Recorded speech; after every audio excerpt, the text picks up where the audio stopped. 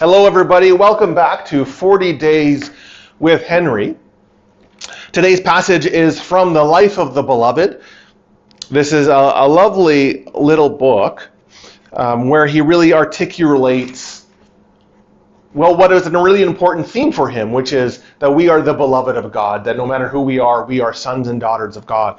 And this is the book where he really tries to articulate that. Nouwen writes, "Our real gift is not so much what we can do, but who we are. The real question is not, what can we offer each other, but who can we be for each other? No doubt it is wonderful when we can repair something for a neighbor, give helpful advice to a friend, offer wise counsel to a colleague, bring healing to a patient, or announce good news to a parishioner. But there is a greater gift than all of these. It is the gift of our own life that shares through all we do.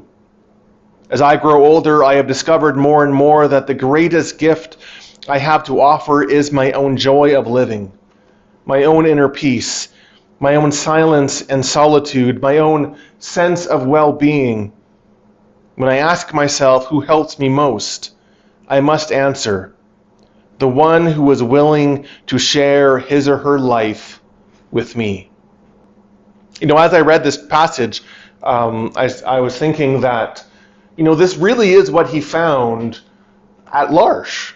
When you think about why was L'Arche so important for Nouwen, it's really because of this. Because, the restlessness that he had, particularly at Harvard and Yale, and was always this constant need to strive for accolades and worth and accomplishments, and who I was based on how well I did. And that's so much the trap of the world that we can live in right now. This constant desire that you have to push to produce, and your value depends on how well you produce, or how much you produce. And that can be quite devastating spiritually, and that's what Nouwen found. In L'Arche, though, it wasn't. And he writes in other places where, the beauty for him, and in some sense, the liberation for him, was having people, because again, these were people who had all sorts of physical or intellectual disabilities, who didn't care that he lectured, who didn't care that he was a well-renowned author, who didn't care that he was brilliant, who only cared that he lived with them and that he loved them. When Nouwen first got to L'Arche, he lived with a man named Adam, and he talks a lot about Adam in his books. But Adam, he couldn't do anything really, and Nouwen had to learn how to just be with Adam. And through Adam's witness of as Nouwen kind of saw it, as loving Nouwen for who he was, not what he could do.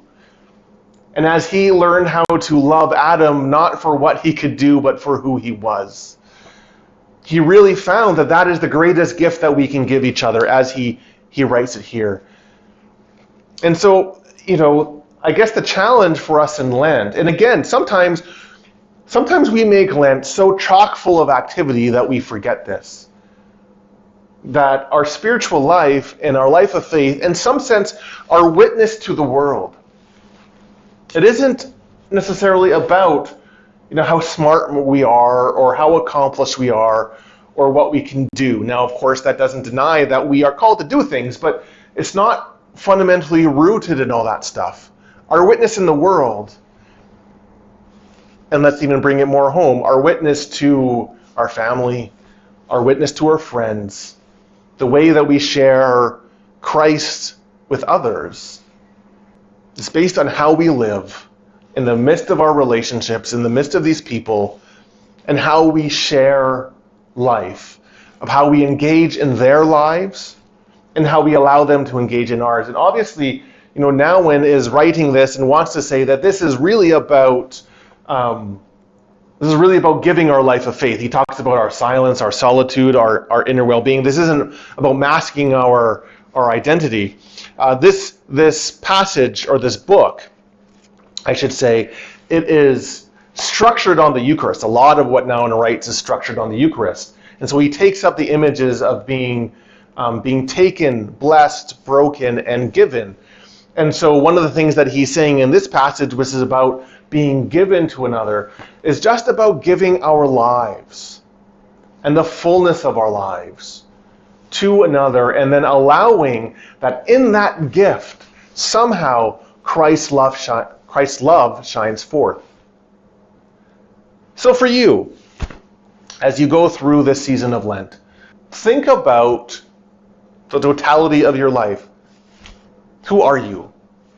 When you're in silence, when you're alone, when you are just being able to be who you are before God, how can you offer that to your family, to your friends?